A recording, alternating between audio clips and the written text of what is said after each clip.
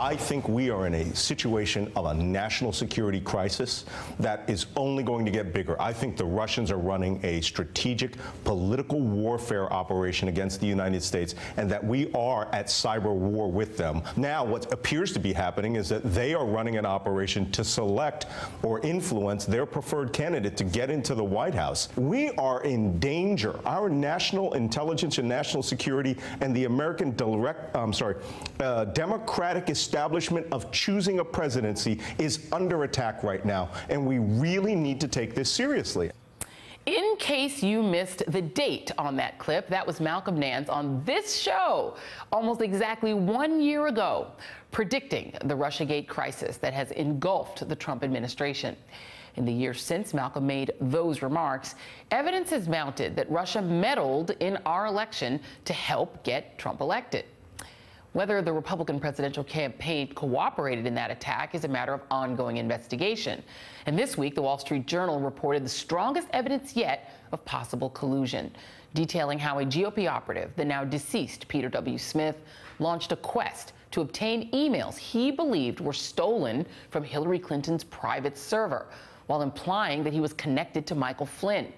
Another Wall Street Journal story that broke overnight revealed that Smith also listed other senior members of Trump's campaign in a recruitment document, including Steve Bannon, Kellyanne Conway, and Sam Clovis, now a senior advisor at the Agriculture Department. The Journal writes that there is no indication in the document that Smith sought or received any coordination from those campaign officials.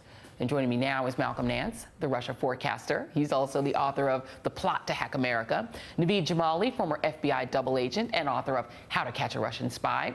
And Nayyera Haq, former State Department spokesperson and a former White House senior director. We're going to have to get you a book, Nayyera. So I have to go to you first, Malcolm, and I'm just going to let you say I told you so. I feel like we've been having the same conversation every week for a year. And now it literally is, actually, we've been having the same conversation for a year. If it was so evident to you as a national security professional that Russia was attempting to intervene in our election in order to steal it for one candidate, why was it not evident enough to our national security structure for them to stop that from happening? Well, I think it was evident to the professionals inside the national security infrastructure at that time. The U.S. intelligence community was, and as we now know, was hair on fire. And the reason that I made that statement, you might recall we were at Independence Hall, was the previous week, all of these little indicators were coming up and bubbling up through the community that were showing that not only was Russia doing something, but they were handing it off to WikiLeaks. And, you know, a few days earlier, WikiLeaks said that they had all of the DNC documents. But we had been tracking the Russians' handling of those documents for almost 2 months. So it became very clear that there was this handoff from one agency to the next. But John Brennan was going around at that exact time telling everyone within government over that period and that next 8 weeks that the United States was under attack, precisely as I said it. So, you know, it's not, you know, prophesizing the future. It's just sheer professional intelligence analysis as carried out by the professionals. But the consumers refuse to believe it. Yeah, that's I think, the important point. The consumers, particularly in the Trump campaign, who, Naveed, the interesting thing that's happened here, we've all had this discussion, and now I'm going back to, you know, you and I have had this. I feel like this is the conversation we keep on having, which is, at what point does the Trump campaign become aware and knowledgeable of what Russia is doing, or convinced it's happening, and then what do they do about it? Do they believe it? Do they believe it and then try to take advantage of it? This story, these two stories in the Wall Street Journal and another piece by a guy named Matt Tate in Lawfare. Let's go through first the Wall Street Journal story by Shane Harris. And it says that investigators have examined reports from intelligence agencies that describe Russian hackers discussing how to obtain emails from Mrs. Clinton's server and then transmit them to Mr. Flynn via an intermediary. And then let's go, this is clip 1 for my producers. Matt Tate, who is one of the unnamed sources in that story, then outs himself in Lawfare Blood, said, I'm one of the sources in this story. And he says that this gentleman, Mr. Smith, who is now dead, had not contacted him, and he was studying the email hack itself for what security breaches happened in it, what the email hack itself of the DNC kind of meant from an objective point of view, not partisan. And he said Smith had not contacted me about the DNC hack, but rather about his conviction that Clinton's private email server had been hacked, in his view, almost certainly both by the Russian government and likely by multiple other hackers too, and his desire to ensure that the fruits of those hacks were exposed prior to the election. He mentioned that he had been contacted by someone in the, quote, dark web who claimed to have a copy of emails from Secretary Clinton's private server, and he wanted me to help validate whether or not the emails were genuine. You have a theory about what all of this means. I'm going to let you tell us what that is, Naveed. Sure. So, I think that I don't dispute the fact pattern. I had the opportunity to speak a little bit with Matt last night. I don't dispute the fact pattern. I think it's a very interesting revelation, and it perhaps adds context to this.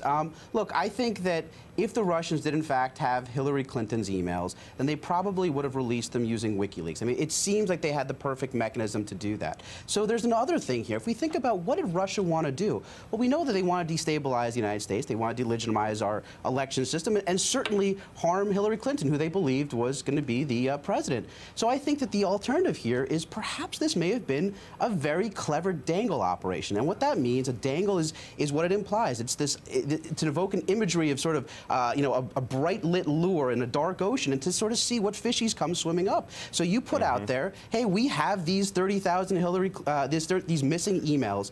Let's see who comes out here. And listen, any Republican operative who wants to get Trump into the White House is going to come looking. And what do? They get Peter Smith. Now, perhaps once he saw this, he brings it back to this, whether it's Kellyanne Conway or Michael Flynn or any of these other name droppers that were in the subsequent report. That gets to them, and maybe that gets to the president. And the president then comes out on national TV and says, Russia, if you're listening, release these emails. Now, the thing about that, Joy, that's so unbelievably damaging and so frightening is it shows you both, A, how good the Russians are at manipulating people, and B, it shows you how susceptible the man in the White House is to that manipulation. And so Nayyirah, the sort of the key to all of this is the conspiratorial mindset of both Donald Trump and Michael Flynn. These are people who already had a mindset that Hillary Clinton was just an uncaught criminal, and that whatever the Russians got from the DNC, somewhere in there was the criminal intent of Hillary Clinton hiding in it, and that if you could just get her 33,000 specifically emails, then you would catch her. That would be the smoking gun. So if the Russians got the DNC, if they got Podesta, surely they must have Hillary's too. I want to show you two pieces of video that put all this together. Let's first go to July 18th. This is the first day of the Republican National Convention, and this is Michael Flynn on stage talking about Hillary Clinton. We do not need a reckless president who believes she is above the law.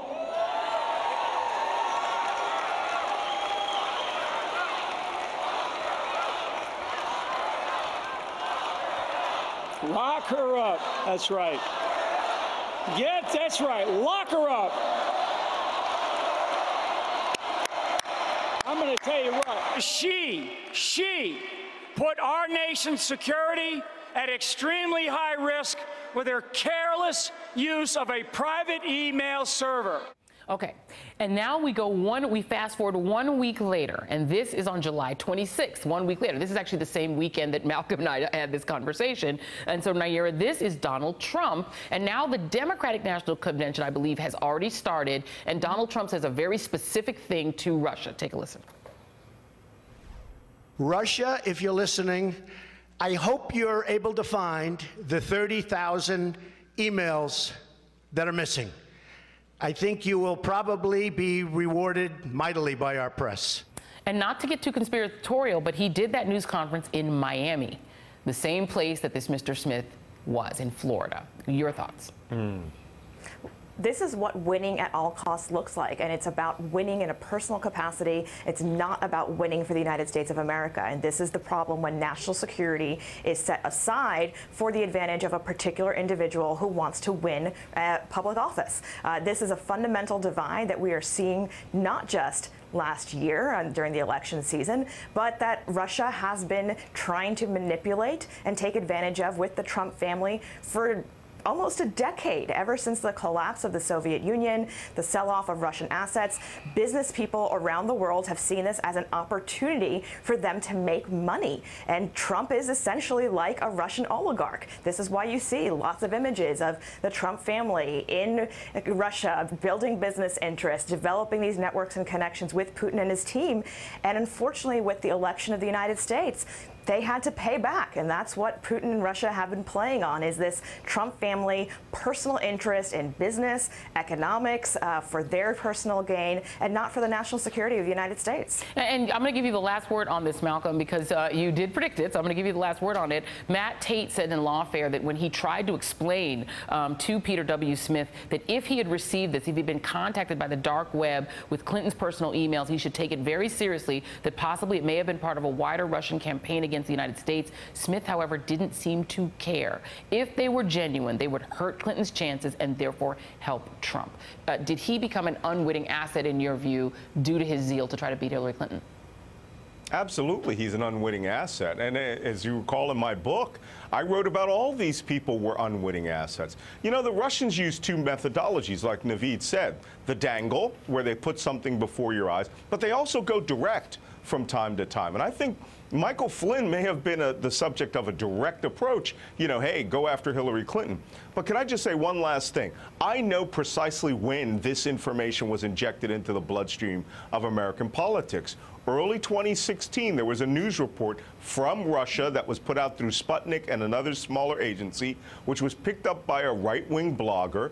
And that story that Putin was having a debate within the halls of the Kremlin about releasing Hillary Clinton's 33,000 emails got repeated by Judge Napolitano on Fox News in April. And it disappeared, but didn't come back up until Trump's statement in July. It was festering during all that time, and these people didn't care. But they knew, they would had to have known that information would be coming from the Russians, and that informed Trump and all the people who had conversations with them to make that statement about Russia, if you're listening, release Hillary Clinton's emails. They don't care. Win at all costs. It makes so much more sense with this piece of the puzzle, that you don't have to believe that Donald Trump and his team knew that the Russians were going into the DNC. They don't even have to be involved at that point. They just have to believe in their minds that they also got her emails. That's all they need. Right. They're conspiracy theorists. They want those emails because they think that's how they're going to beat her. It makes a lot more sense, for sure. This week, the Russiagate story dove deeper into the Mission Impossible genre when we learned that a Turkish-Iranian gold trader who's in federal custody for allegedly cheating U.S. sanctions was quietly removed from prison and is cooperating with federal prosecutors. The man, Reza Zarrab, is close to Turkish President Recep Erdogan. Per NBC News, legal experts say prosecutors may be seeking information about any ties between the Turkish government and former National Security Advisor Mike Flynn. Special counsel Robert Mueller is investigating whether Erdogan offered Flynn $15 million to kidnap a Turkish dissident living in the U.S. and return him to Turkey. Mueller is also looking into whether Flynn promised to get the case against Zarrab, the gold trader, dropped as part of that alleged deal. Let's bring in MSNBC legal analyst Paul Butler, Katie Zavadzky of the Daily Beast, Jill Wine-Banks, a former Watergate special prosecutor, and Richard Painter, former chief White House ethics lawyer for President George W. Bush. And Katie, this is your story that was in the Daily Beast. Explain to us, who is this gold trader and how does he relate to Michael Flynn? Sure. So Reza Zarrab was born in Iran, but he grew up in Turkey and essentially made a lot of money helping Turkey and Iran evade sanctions with the blessing of senior Turkish and Iranian officials. And that's really the key to this case. Normally, Turkey might not care about some random citizen, but the Zarrab case was actually at the core of the Turkish corruption scandal in 2013, because when they started digging into what Zarrab was doing, they found bribes to senior Turkish ministers, and they even found some audio that allegedly implicated Erdogan himself in corruption. So that's why Erdogan is really keen on having Zarrab released, and that's why he may have talked to Michael Flynn about a way to make that happen. So, I guess the idea is for him to be able to get out of confinement, the idea was that he was cooking up a scheme to work with Michael Flynn to kidnap another guy, to kidnap a third party. Explain how that fits in. Well, it's a crazy scheme, and the story of Zarrab himself is just as crazy. This guy was fighting tooth and nail. He hired Rudy Giuliani and Michael Mukasey to go talk to the Turkish government and to senior Trump administration officials about how to broker a diplomatic deal that would allow him to skip out of jail and not actually go on trial. Right. And now, last week, we learned that during that December meeting in which they talked about the $15 million kidnapping plot for a Turkish cleric in Pennsylvania, they may have also discussed this case and how to get him off. And Fethullah Gulen, for those who don't know, and this is, I'm sorry, I'm skipping around, this is cut 7 for my producers, he actually runs a bunch of charter schools. He lives in the Poconos, but he's a cleric, right? He's a cleric with a movement in Turkey, and Erdogan thinks that he plotted the coup against him. Well, it's a very complicated story. So Erdogan and Gulen were actually allies in this sort of anti-desecularization, actually, movement in Turkey.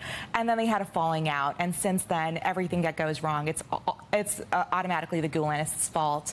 The Turkish state-run media was blaming the Zarab case on former U.S. Attorney Preet Bharara and Judge Richard Berman, saying that basically they were lackeys for Gulen and they were in cahoots. Yeah, look at all of these figures that we know. Rudy Giuliani, we now are talking about a lot of the figures that we now know about Russiagate. Let's listen to Congresswoman Zoe Lofgren from California, and she's actually questioning Jefferson Sessions, our Attorney General, on Tuesday during the House Justice Oversight hearing about Flynn and this Gulen case. Take a listen. Did you know that Flynn was working for the Turkish government while acting as a surrogate for the Trump campaign? I don't believe I had information to that effect. Did you know that he was working for the Turkish government at any point after the election? I don't believe so. Now, I'm going to come to you on this, Paul, because Jeff Sessions was the leader of the Trump transition team. He's claiming that he had no knowledge of Flynn possibly being on the payroll, essentially, of the Turkish government to kidnap a U.S. resident, send him, rendition him back to Turkey, and cutting this deal where this person may actually be talking to the FBI. Is Jeff Sessions in any trouble over the Flynn case, and how much trouble do you think Flynn is in? So Sessions answered his questions at the hearing in a very lawyerly way, in a way that makes people not like lawyers, because it seems like he's evasive. He's not fully answering the questions.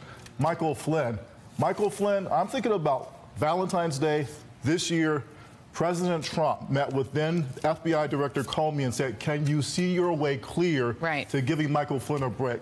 Joey, if President Trump knew then what we all know now, that Flynn was a double agent, that at the time that he was in consideration to be the national security director, that he was also talking about kidnapping a guy for $15 million, then that's President Trump's exposure. I mean, we've been thinking about obstruction of justice, but if he's trying to thwart an investigation about whether someone's a double agent at the time that he's working for the government, I haven't talked about treason before, but we're getting close to that. Yeah, and let me just correct myself. Jeff Sessions was the head of their National Security Advisory team. It was Chris Christie and Mike Pence that were the head of the transition, also who were warned by Sally Yates, hey, you need to look at Mike Flynn. He may have some problems. But everyone is pleading ignorance. Yeah, again, they're either ignorant or they're willfully dishonest. Either way, President Trump has placed the American people in an untenable position. We can keep an attorney general who has a loose relationship with the truth, or we can get rid of him and open the door to Trump selecting a new attorney general who will stop the Russian investigation. Yeah, let's go to cut 3, and I'm going to come to Richard Painter on this. This is Zoe Lofgren again, and she's continuing to question Jeff Sessions in this House oversight hearing about this sort of really insane Flynn potential plot. Take a listen. You did not know that the FBI was requested to conduct a new review of Turkey's 2016 extradition request for Mr. Gulen? The FBI was... Did you know about that? I'm aware that the Turkish government continued to press the federal government with regard to seeking the return of Mr. Gulen to Turkey. Did you know and our department had a role to play in that, although I'm not at liberty to discuss the details of that. Richard Painter, will Jeff Sessions be able to hide behind not being at liberty to discuss details when it comes to what he knew and when he knew it regarding Michael Flynn's activities once he became National Security Advisor? Well, that depends on how hard Congress pushes to get the information. I mean, he's obviously not answering her question, and when he does answer the questions, he is not answering truthfully. And that's what we have going on here. A lot of undisclosed foreign agents running all over Washington, infiltrating our government. This is why we have the Foreign Agents Registration Act of 1938. We had Japanese and German and Italian agents all trying to infiltrate our government. It was a threat to our national security. This is a threat to our national security today, and the Justice Department is tolerating it. And Jeff Sessions just last night at the Federalist Society dinner was cracking jokes about the Russians. He thinks it's funny. Well, it's not funny, and this does amount to treason if people are going to tolerate unregistered foreign agents and double agents infiltrating our government. We cannot tolerate it. We got to sort this out fast. And you referenced those jokes. This is Jeff Sessions, for those who don't know what Richard Payton was talking about. He was at the Federalist Society in a speech just yesterday, and this is Jeff Sessions telling jokes. But I just was thinking, you know, I should want to ask you, is Ambassador Kislyak in the room? Before I get started here. Any Russians?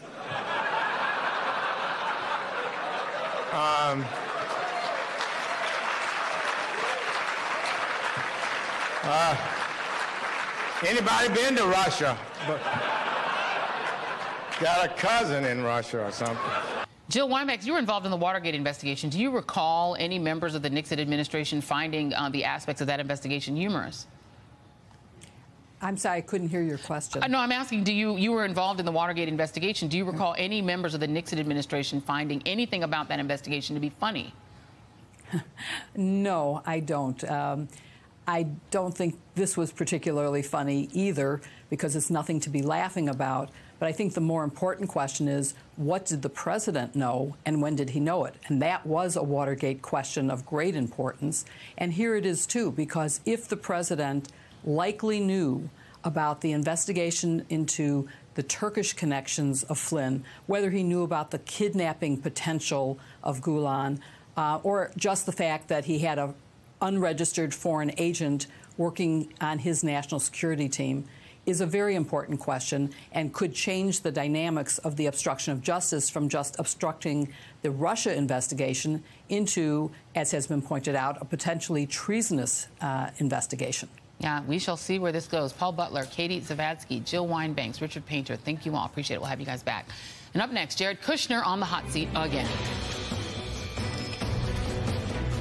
We have breaking news this morning in the investigation into Russian meddling in the 2016 U.S. election. Multiple sources tell NBC News that special counsel Robert Mueller's team has gathered enough evidence to bring charges in the investigation of former Trump National Security Advisor Michael Flynn and his son. The probe into Flynn is part of Mueller's investigation into Russian interference, but sources say investigators are also looking into Flynn's lobbying work, including whether he laundered money or lied to federal agents about his overseas contacts. Mueller's team is also examining whether Flynn attempted to orchestrate the removal of a chief rival to Turkish President Recep Erdogan from the U.S. to Turkey in exchange for millions of dollars, two officials said. Now let's bring in Ken Delaney, an intelligence reporter for NBC News, who's part of the team that broke this story. All right, let's break these down into bits. Let's start with Michael Flynn Sr., and then we'll talk about his son. Is the investigation into Flynn Sr., Ken, focused mainly on the Turkey aspect of it, or is it broader and does it impact the Russiagate aspect? Oh, Joy, we absolutely think it's broader. Of course, it involves his contacts with Russian Ambassador Sergei Kislyak. But the new ground that we're breaking in this story is that it is also very much focused on his relationship with the government of Turkey, the undisclosed lobbying that he did, for which he was paid $530,000, and then what action he may have taken to seek to orchestrate the removal from the U.S. of this cleric, Fethullah Gulen, who is an opponent of the Turkish government that was paying Mike Flynn. That's what's new here, is that we are saying that the FBI is looking into Flynn's actions involving Gulen and the question of whether he was offered millions of dollars in exchange for or in relation to a promise to orchestrate the removal of Gulen from the country, Joy. Absolutely. And we should note that the spokesperson for the special counsel did not comment yet on this story. This is NBC's exclusive reporting. I want to read you a little bit more, Ken, from the story that you contributed to. Michael Flynn's son, Michael G. Flynn, who worked closely with his father, accompanied him during the campaign, and briefly worked on the presidential transition, could be indicted separately or at the same time as his father father, according to 3 sources familiar with the investigation. If the elder Flynn, this is the key part, is willing to cooperate with investigators in order to help his son, 2 sources said, it could also change his own fate, potentially limiting any legal consequences. This sounds to me, Ken, like the prosecutors are potentially setting Michael Flynn up to save his son or save himself. Your thoughts? It does sound like that, Joy, and that's carefully worded, and there's a reason why. We believe this is in flux. This is a developing situation, and it may well be that one or more of these men cuts a deal, in which case we would not see charges. And so what we're saying is they have enough evidence to bring charges, and you're absolutely right. To the extent that Michael Flynn, the son, is implicated here and facing criminal jeopardy, it puts huge pressure on his father. It's one thing for his father to be facing a potential prison term, but the idea that his son, who has a young baby at home, could be in trouble has got to be weighing in on the former National Security Advisor's thinking, Joy. Absolutely. All right, Ken, stay with us just for a moment. I want to bring in my panel, former State Department spokesperson Naira Haq, Max Boot of the Council on Foreign Relations, Natasha Bertrand, political correspondent for Business Insider, Washington Post opinion writer Jennifer Rubin, and Karine Jean-Pierre, senior advisor for MoveOn.org. I'm going to start with Karine first. Michael Flynn Jr. is somebody that a lot of people may remember from the campaign. He was very prolific on Twitter, things like Pizzagate. This is somebody I think people aren't accustomed to thinking about as being central to this story. How surprised are you in hearing that he, too, is drawn into this investigation? It's not surprising at all, Joy. I mean, look, this brings a whole different meaning to the chant that he led of lock her up during the convention. I mean, look, Joy, Flynn failed multiple times to disclose his work with or for government official. Now it seems like Mueller is telling him, hey, either you cooperate or your son will go down. And now he has to make that decision. But it's not all that surprising. I think once Manafort kind of went down on indictments on Monday, we all expected Flynn to be next. Exactly, indeed. I think Flynn is somebody that, Natasha, a lot of people have expected to be eventually in the crosshairs. There was that early reporting that he was openly seeking immunity in exchange for cooperation. You had Donald Trump saying to Jim Comey while he was still FBI director before he fired him, go easy on Flynn, and telling Flynn after firing him in February, stay strong and things like that. One other interesting aspect of this is Jim Woolsey. The FBI, according to this NBC report that Ken Delanian broke on our air earlier, that the CIA director, the former CIA director, Jim Woolsey's account to the Wall Street Journal, which he confirmed to MSNBC that Flynn and Turkish officials discussed a potential plan to forcibly remove a man named Fethullah Gulen from the country in September of 2016. That too is being investigated now. How much consternation and concern must there be on Capitol Hill now? This circle seems to be only widening. Yeah, and Michael Flynn is someone who has increasingly lost credibility among Republicans over the past couple of years. He was seen as a very credible figure during the Obama administration. He was pushing back very strongly against Obama's policies in, say, Syria and again, terrorism. But ever since he was the head of the Defense Intelligence Agency. Yes, and then he had a falling out with the Obama administration in 2014. He was kind of kicked out of the Defense Intelligence Agency. And ever since then, though, with his kind of bizarre ties to Russia, he traveled to Moscow in 2015 to attend this RT gala. He's appeared on RT several times to give commentary.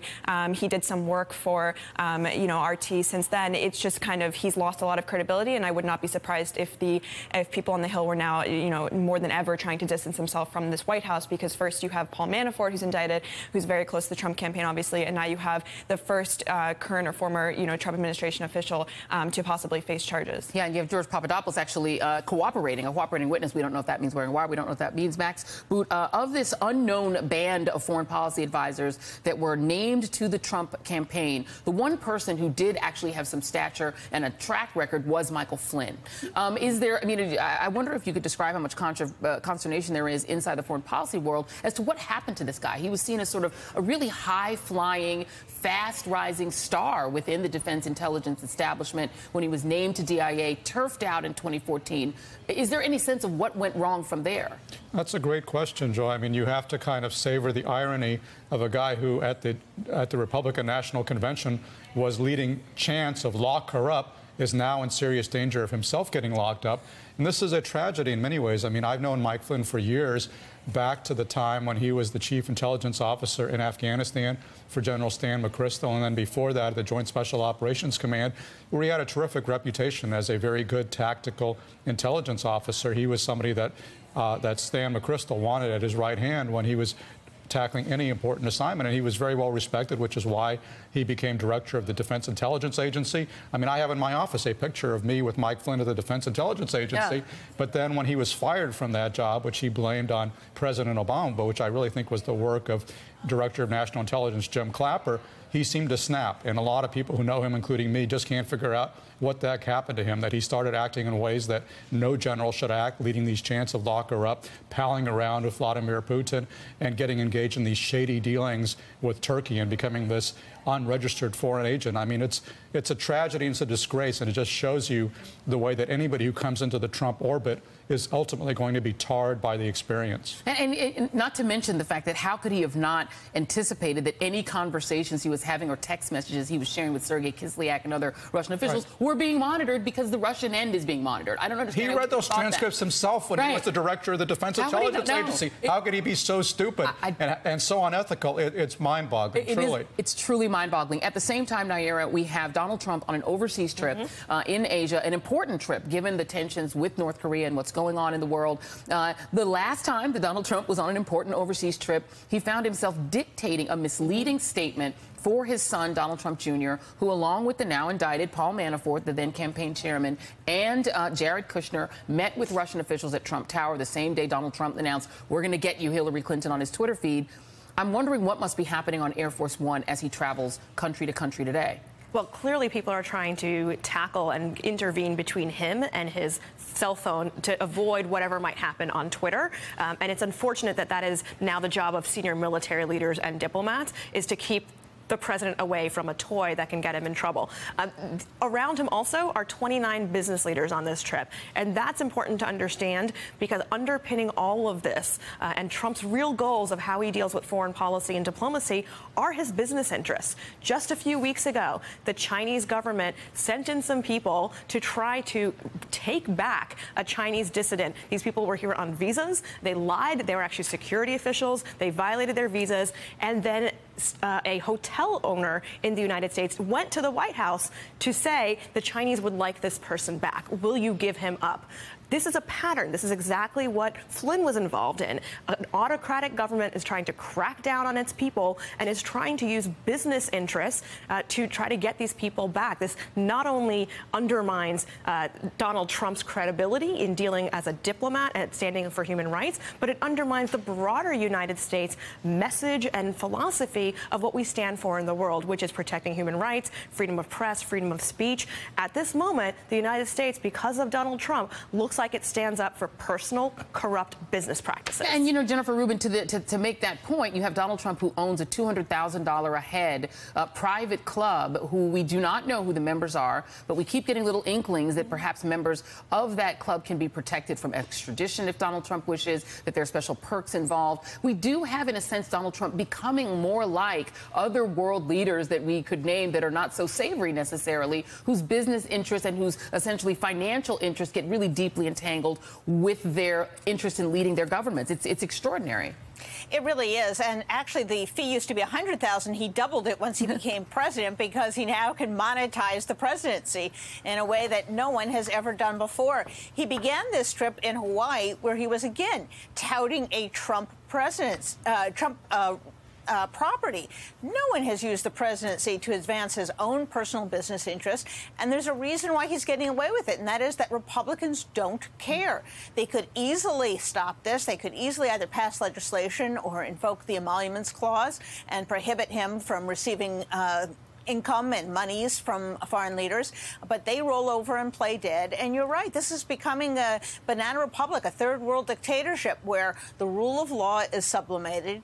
The president's financial and personal interests are above national interests, and he cavorts with people who share those rotten values, anti-democratic values.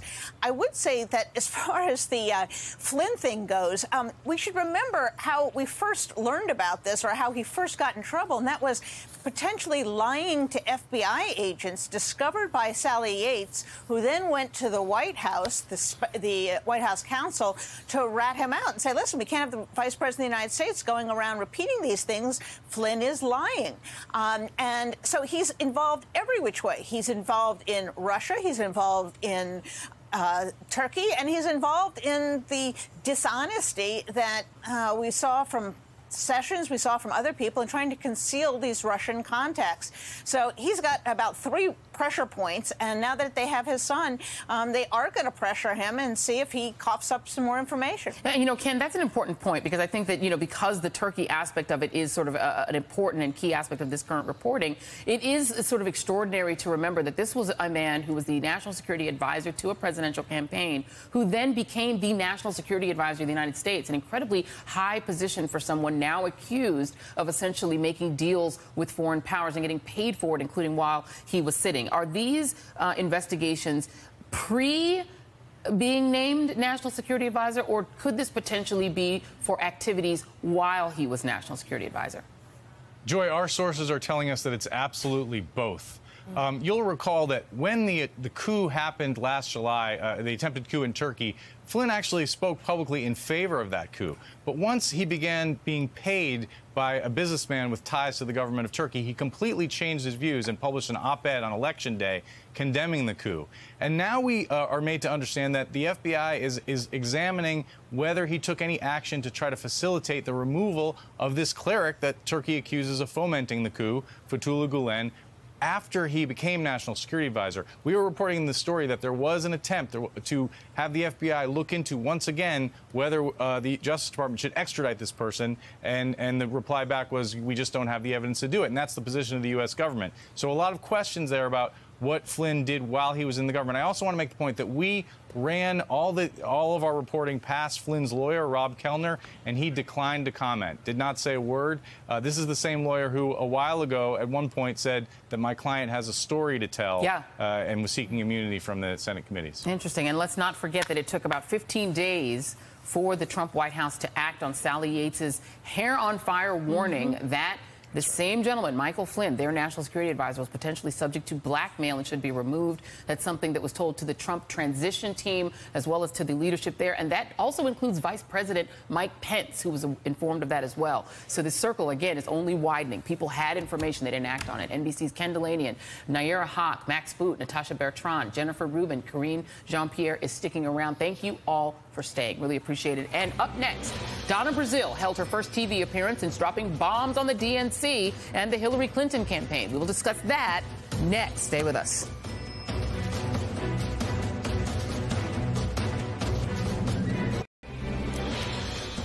Donald Trump is in Asia, but there's big news here at home. NBC News has learned from multiple sources that federal investigators have enough evidence to bring charges in the investigation of Trump's former national security advisor, Michael Flynn, and his son. Earlier, Trump spoke to U.S. troops at an air base in Japan, the first stop on his 12-day, 5-nation trip across Asia. Escalating tensions over North Korea's nuclear program, as well as trade, not to mention Russia, are expected to dominate the agenda as Trump visits Japan, South Korea, China, Vietnam, and the Philippines.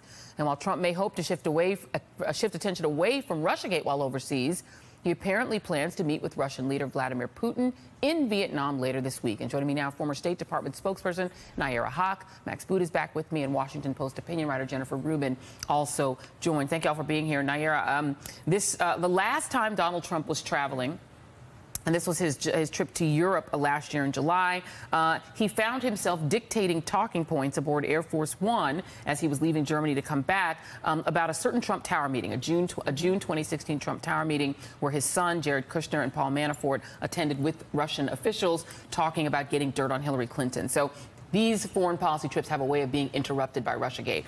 What do you suspect is going on aboard Air Force One in the conversations that the State Department folks would be having as they're giving him this news we just learned from NBC News? And this is, I call it the 3 Ps. There's the psychology, the policy, and the politics. And Donald Trump's psychology does not allow him to focus on policy on a regular good day, which is why the State Department officials struggle to keep up and try to keep it on track. This is part of why we don't have any deal announcements coming on this trip. This trip is likely to end up being a learning and a hand-holding experience for Donald Trump. He's not going to be able to deliver on the idea of any trade negotiations or real jobs.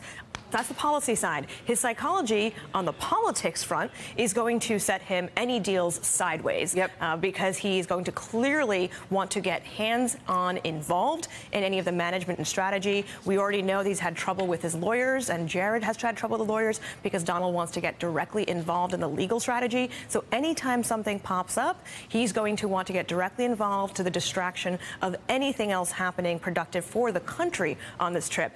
Knowing that he's meeting with Putin and with Duterte in the Philippines towards the end of his trip is actually going to embolden him when he comes back to the U.S. because Putin is going to try to work this to his advantage, prop him up, make him feel very good about having control in his country, and give him, frankly, talking points and a plan of how to be an autocratic leader. Same thing with Duterte. He came up in his country as a Democratic elected official who also had campaign-style rallies speaking about law enforcement being strong. He is now the head of a program that has killed thousands of people outside of the judicial system in his country. These are the types of things Donald Trump will hear before he comes back to deal with the American people on Russia. Well, that's some context for you. Jennifer, let's listen to Donald Trump because the other context of this is that Donald Trump does not have exactly a fully robust State Department.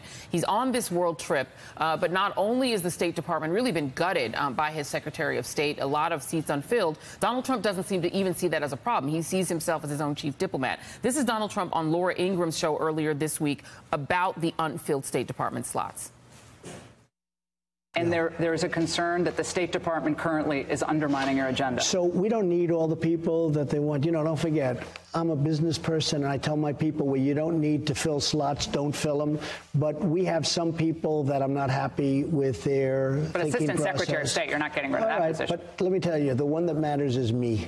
I'm the only one that matters, because when it comes to it, that's what the policy is going to be. Jennifer, so much to unpack there. First of all, the question from Laura Ingraham, is the State Department undermining his agenda? They're the ones trying to prevent war with North Korea, what few of them there are. And Donald Trump saying it doesn't even matter if there aren't anybody, if there isn't anyone there, because he's the only one that matters. Your thoughts? Oh, gosh, where to begin? Yes, first of all, he is very hampered because he doesn't have key people in place like the ambassador to South Korea. Secondly, he's hampered because he doesn't know anything. You could say, well, Richard Nixon maybe didn't need people because he knew a lot about the world. Donald Trump knows nothing about the world.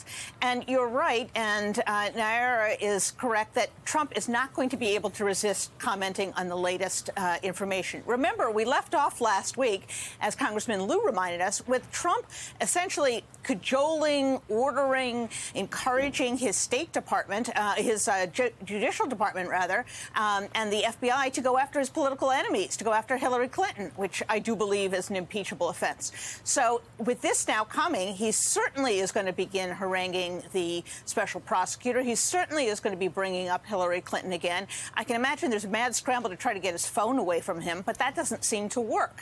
He always gets access to it. And at this point, you have to believe that the hooks are into Michael Flynn. He may not have a deal, but by threatening to indict his son, they are squeezing Michael Flynn. There is no separation between Michael Flynn and President Trump. There's no separation between Michael Flynn and the Attorney General. So the walls are closing in. He's at a trip where he is ill-prepared. He's not going to have deliverables. He's going to have people testing him. He's going to have people provoking him. And what is he going to do? He's going to turn around and lash out at his domestic enemies. Usually, presidents traveling overseas are able to regain some confidence, some prestige, because they're seen on the world stage. Donald Trump, I suspect, is going to come back weaker than when he left. Yeah, and I think, you know, Max, that was sort of the idea, right, is that when they send Donald Trump overseas, it is an opportunity for him to sort of acquire that kind of presidential patina that he is unable to acquire at home. But this was Donald Trump before news may have gotten to him. And again, for those who are just tuning in, the NBC News reporting that federal investigators have gathered enough evidence to bring charges in their investigation against Michael Flynn, the former national security advisor. He'd be the highest level official in the Trump campaign to face such indictment if it happens. And we should note this is not confirmed by Robert Mueller's office. This is NBC's reporting about Michael Flynn and his son. But this was Donald Trump's sort of cant before anything like this dropped. This is Donald Trump talking about North Korea. North Korea best not make any more threats to the United States. They will be met with fire and fury like the world has never seen. The United States has great strength and patience. But if it is forced to defend itself or its allies, we will have no choice but to totally destroy North Korea. And by the way, Rocket Man should have been handled a long time ago.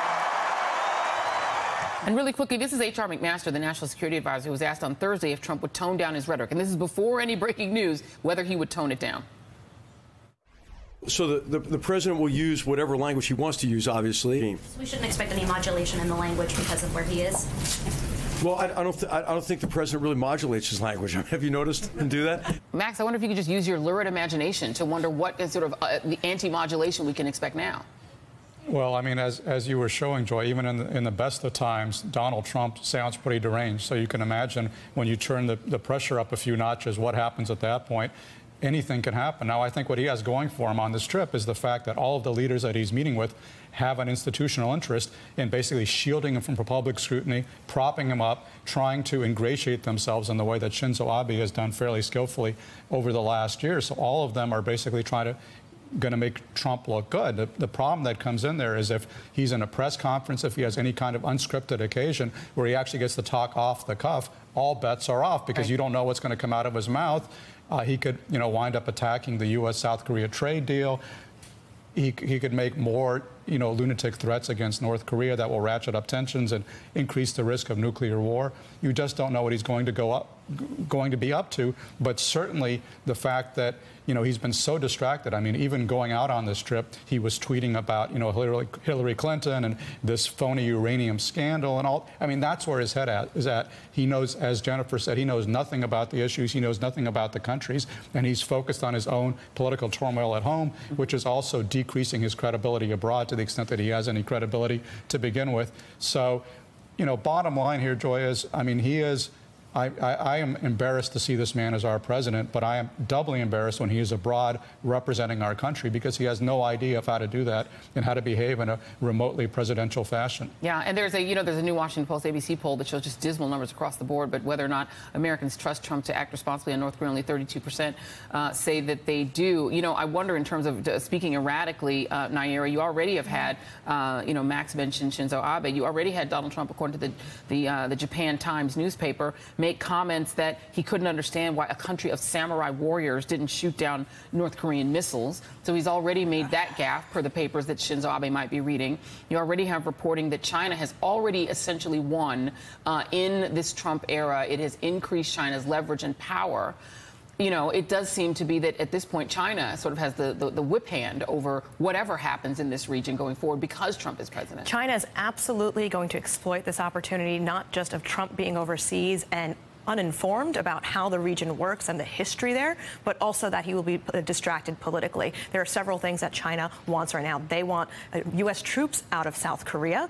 They want to not be prosecuted for theft of intellectual property here in the United States. And they want business. They want to be able to get the contracts to be able to rebuild American roads and infrastructure. They are likely to be able to get most of that because Donald Trump is going to be distracted by his meetings with Putin, and the Chinese are going to wine and dine him the same way they did the Saudis.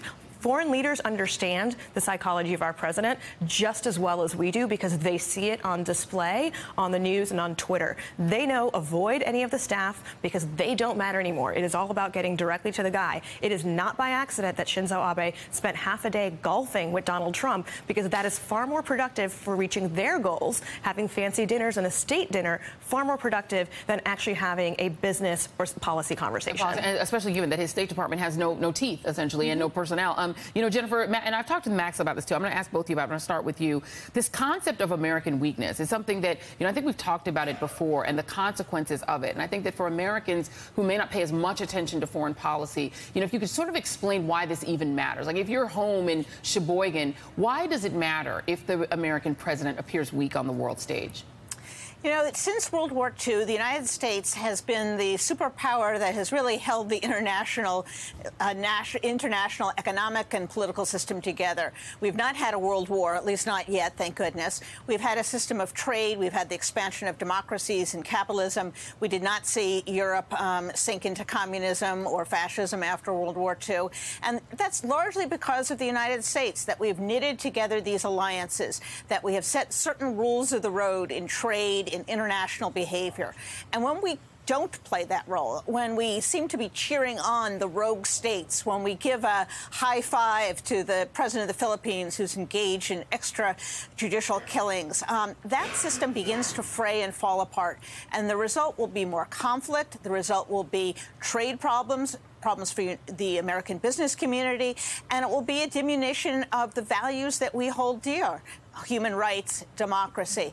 And I must say that for Donald Trump going overseas, remember, I'm old enough to remember when he said he was going to make the best deals and everybody else was a moron, that he was going to be the one to make the best deals. He makes the worst deals because all you have to do is butter him up, literally roll out a red carpet, and he'll give you what you want. So I imagine that the Chinese are licking their chops, at least figuratively, thinking what they can get out of this guy and how they can take him for a ride. Yeah, and how much damage is done when you have the American president, Max, facing the prospect, the potential for his former national security advisor to be indicted for having done business with the regime in Turkey to try to essentially kidnap a man living in the United States doing charter schools to ship him back to Turkey to an autocrat.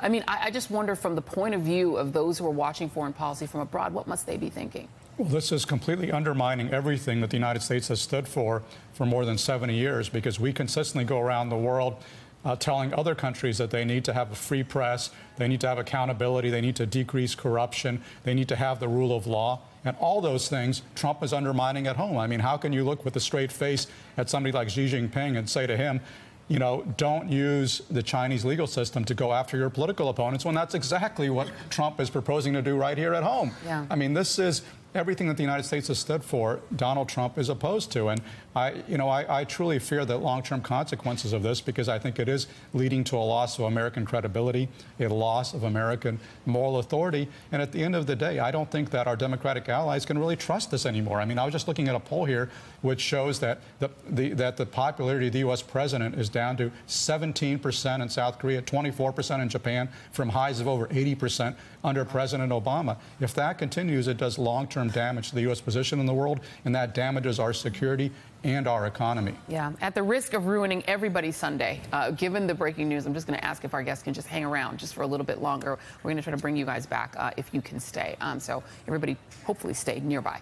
Coming up in our next hour, Donna Brazile is burning down the house. We're going to talk about that and other stuff on AM Joy after break.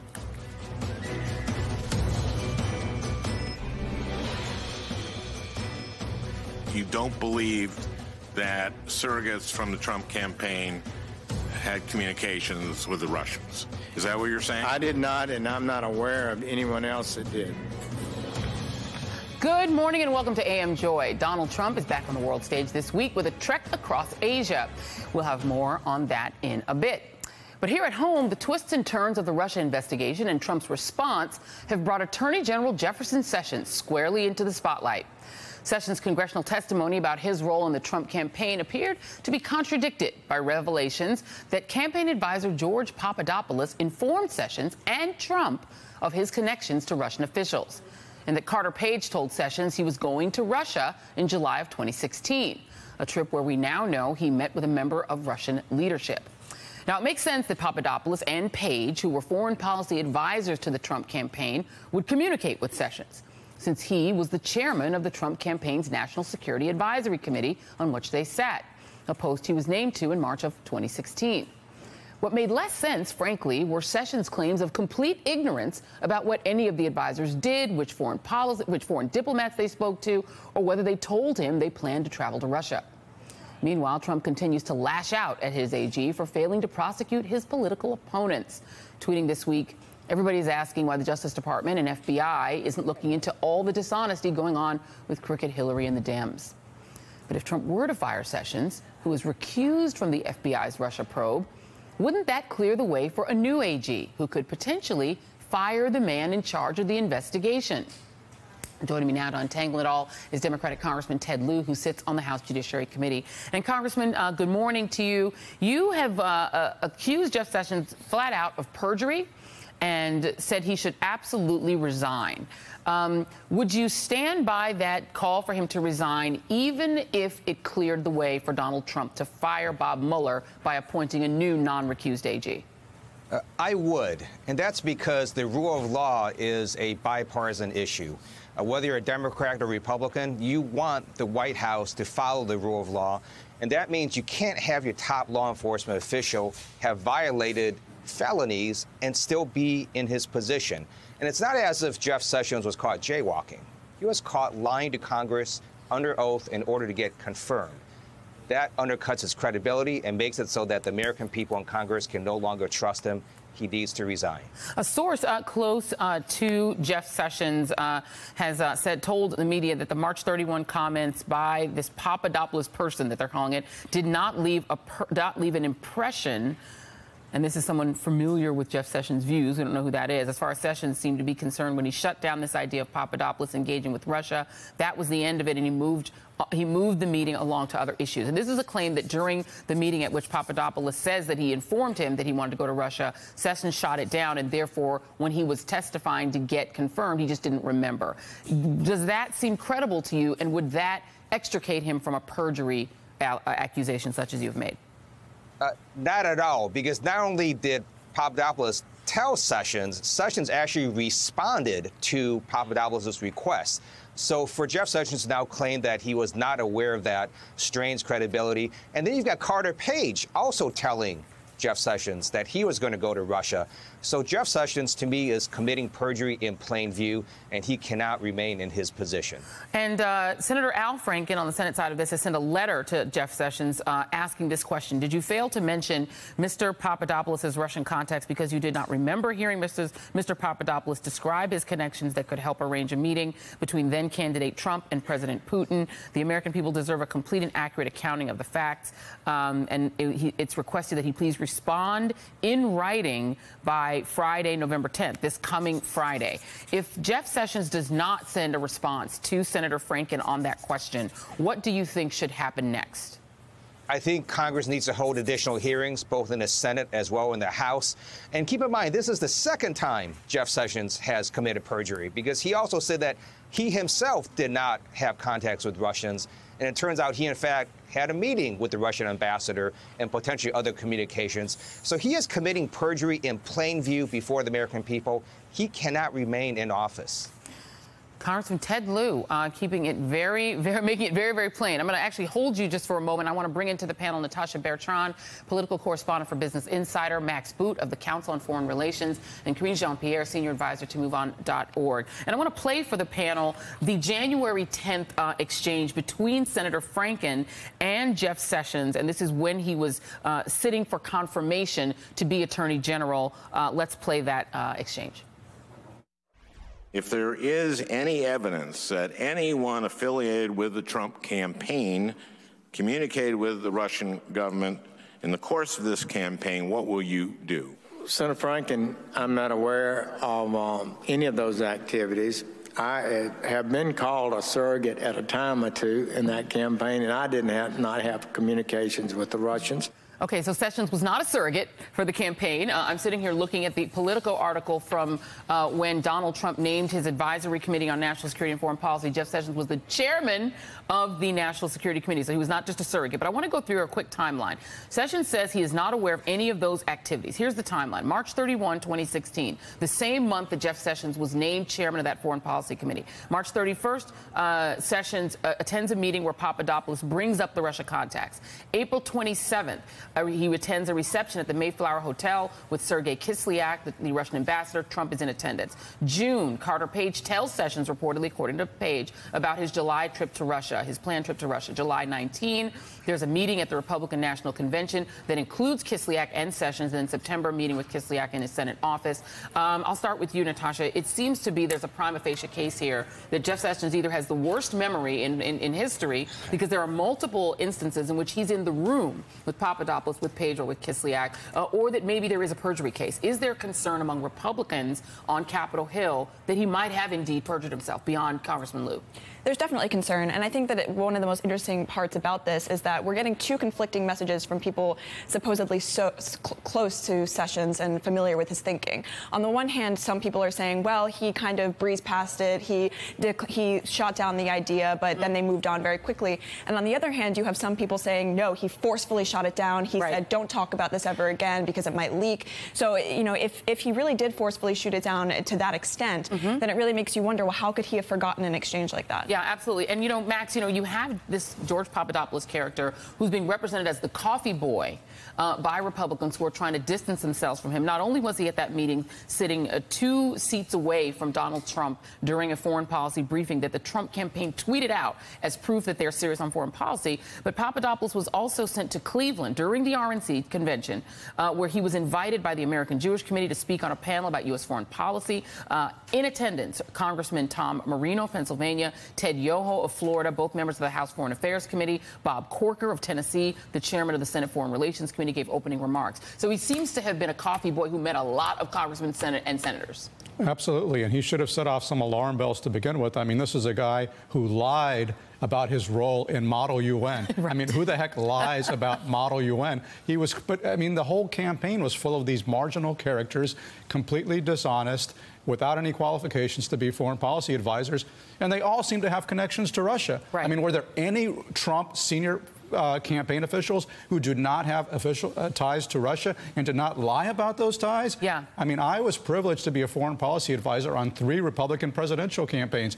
I'm pretty sure we were not having covert meetings on the Romney campaign or the McCain campaign. We were certainly not having covert meetings with Russian representatives. And if they had come to us saying, here's dirt on your opponents, I know exactly what somebody like Senator McCain or Governor Romney would have done. They would have picked up the phone and called the FBI. Yeah. Instead, these guys continued to have these meetings with the Russians and to try to get as much quote-unquote dirt as they could possibly get. Yeah. I mean, it stinks to high heaven, and now we haven't even seen the whole contour of this scandal yet. I just want to stay with you just for a second, Max, because that is, you know, the way that most of us who know of you have come to know of you is that you are a foreign policy expert. This is the business that you're in. Right. Had you ever heard in the circles that you travel in, which are conservative, mainly Republican foreign policy expert circles, of George Papadopoulos, of Carter Page, were these people known to you or the people that you know? No, of course not. I'd never heard of these. I mean, they had no connections whatsoever to the mainstream of the Republican foreign policy establishment, which is why they were hired by the Trump campaign, because the mainstream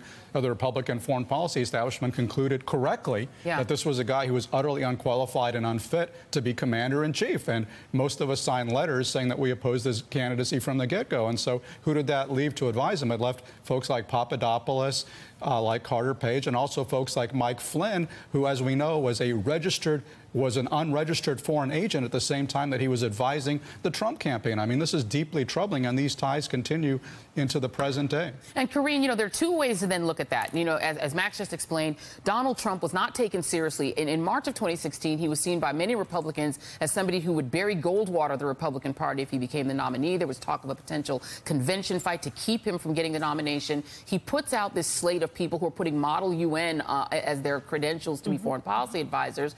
But the question is, are these people amateurs who then tried to prove their worth to Donald Trump by approaching Russian officials with these to try to get Hillary Clinton's emails, or are they people who seem to have been pushed toward the Donald Trump campaign because the campaign needed someone and they already had those pre-existing ties? I wonder what sort of, you know, you obviously wouldn't know the answer to that and speculate on it, but which seems to have the preponderance of evidence here? Right. So first of all, just really quickly on Jeff Sessions, he is a known racist and should have never been Attorney General. He wasn't qualified to be Attorney General. And now we find out that he lied twice under oath in front of Congress. And the first time when he lied, we found out that he had at least 3 meetings with the Russian ambassador, who the U.S. intelligence agency believe that he is a spy. The Russian ambassador is a spy and a spy recruiter. So here we have Jeff Sessions, who is clearly now not a bit player, but a major key figure in all of this, and he has to go. He is now compromised as the chief law enforcement officer. And the one more thing I just want to say here is, like, after he lied about to become Attorney General, he's now running the most radical right-wing department Department of Justice, anti-immigration, anti-gay, anti-black, anti-brown. He's literally living his best bigoted life right now. And so with everybody now that we're seeing, George Papadopoulos, Gordon, Carter, I mean, this is just a band of misfits who were rushing to talk to Russia just so that they can please this president. All right. Well, yeah, I think we actually have some breaking news that we're going to go to just for a moment. So everybody just stay where you are. I'm going to bring in Ken Delanian, just break this conversation for a moment and bring in Ken Delanian, our national security reporter from NBC News. Ken, what have you got? Good morning, Joy. Well, I have some exclusive new reporting from my colleagues Carol Lee and Julia Ainsley. NBC News has learned that Special Counsel Robert Mueller has enough evidence to bring charges in his investigation of former National Security Advisor Michael Flynn and his son. And we're reporting that the special counsel is looking into Mike Flynn's activities on behalf of the government of Turkey and examining the question of whether he took official action while he was National Security Advisor to facilitate the extradition of an opponent to the Turkish president, a cleric named Fethullah Gulen, who lives in the United States. Joy. All right, Ken Delanian, thank you very much for that breaking news. So exclusive reporting here from NBC News that the special counsel has announced that he now has enough evidence to indict not just Michael Flynn, but Michael Flynn Jr., his son, who briefly worked at the White House. Congressman Ted Lieu, I want to get your reaction to that first. It does not surprise me. Keep in mind that Michael Flynn was always a shady character within the campaign. And there are very clear laws that you can't lobby for a foreign power without first registering. That's a very simple federal law that he did not comply with. There may be other charges as well, so it's not surprising. But this also tells me that Special Counsel Mueller is doing his job. He's looking at the evidence. And I think it's very hard now for Donald Trump to try to remove Special Counsel Mueller because no one out there is defending Michael Flynn, Paul Manafort, Mr. Gates, or George Papadopoulos. And I think this is a good sign that we have democracy working in America. Natasha, this would be an unprecedented move here, the indictment of the former National Security Advisor of the United States. What do you suspect is going through the minds of Republicans on Capitol Hill or in the White House right now? Well, I mean, it's not completely unexpected. Michael Flynn was always just as vulnerable, if not more, than, say, Paul Manafort. These were the two biggest players that Mueller clearly has his eyes on.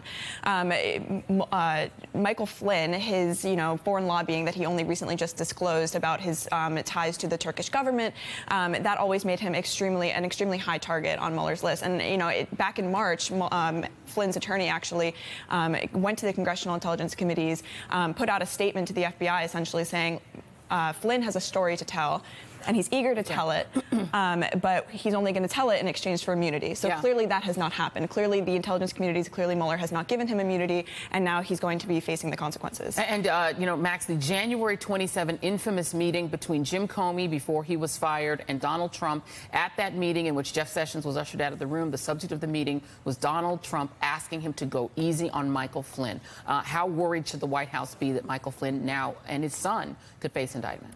I think that Donald Trump has a lot of reason to be worried, and I think that means the rest of us have reason to be worried, because I think the odds are going up that President Trump is going to try to fire Special Counsel Mueller, because, I mean, Mueller and his team are like the new untouchables. They are building this case, and they're getting closer and closer to the Oval Office with every indictment, with every plea deal.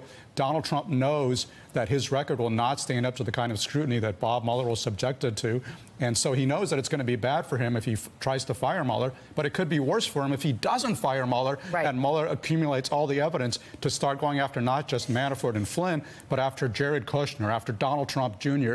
When it gets that into the family, that's when Trump is going to have to act, and that's why it's imperative right now. Republicans on Capitol Hill have to make it clear they will not allow Trump to fire Mueller, that if he actually succeeds in firing Mueller, that is an impeachable offense. They need to get that message out there right now, because they need to deter him from getting rid of Mueller in the way they deterred him this summer from getting rid of Attorney General Sessions. And Karine Jean-Pierre, you've worked in a White House. I mean, part of it is also incumbent on people who advise the president inside the West Wing. We haven't seen any evidence that Donald Trump is getting any contrary advice to what Steve Bannon and others want him to do, namely firing Jeff Sessions as a way to fire Bob Mueller, or defunding or getting Republicans to defund the Mueller investigation. I just want to put up, while I let you respond to that, the order of succession, the chain of command at the DOJ. If Jeff Sessions, who was the Attorney General, were to be fired, you'd then go to Rod Rosenstein.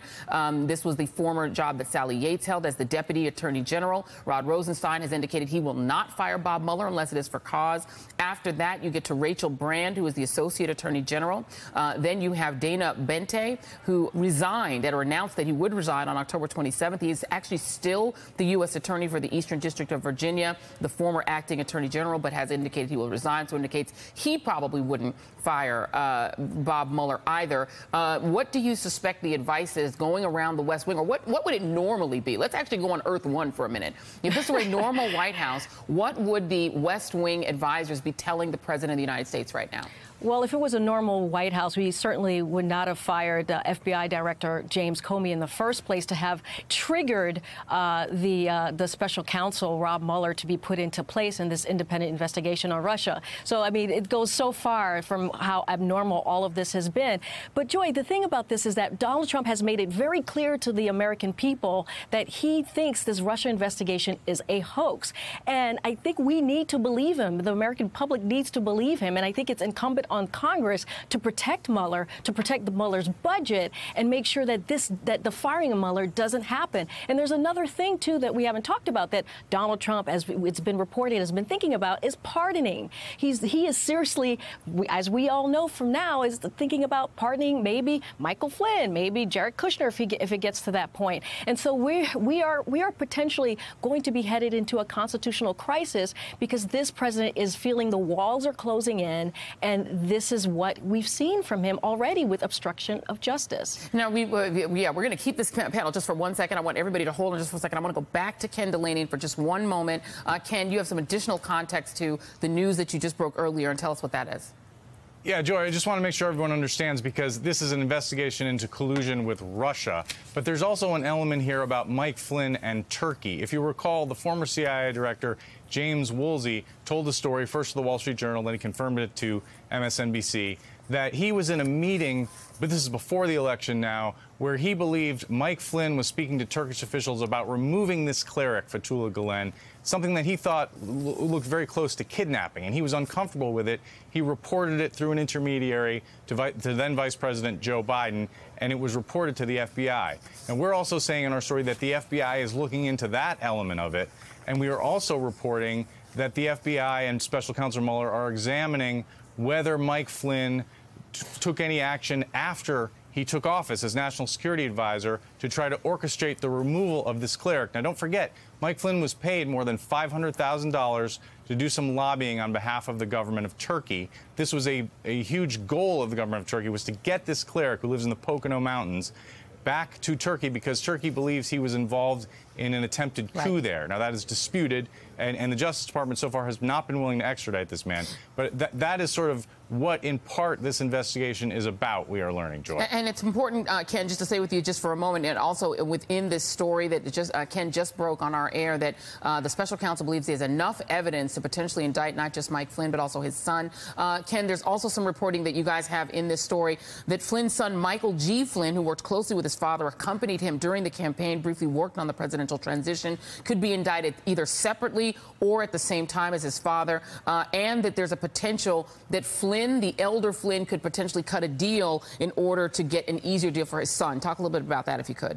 Yeah, no, that's absolutely right. And, you know, NBC News has long reported that Michael Flynn, the son, is under scrutiny, is under investigation by the special counsel. He was essentially his father's right-hand man, his father's chief of staff. He accompanied him on that paid trip in 2015 to Moscow, where Michael Flynn Sr. spoke at a Russian state news media dinner on behalf of RT.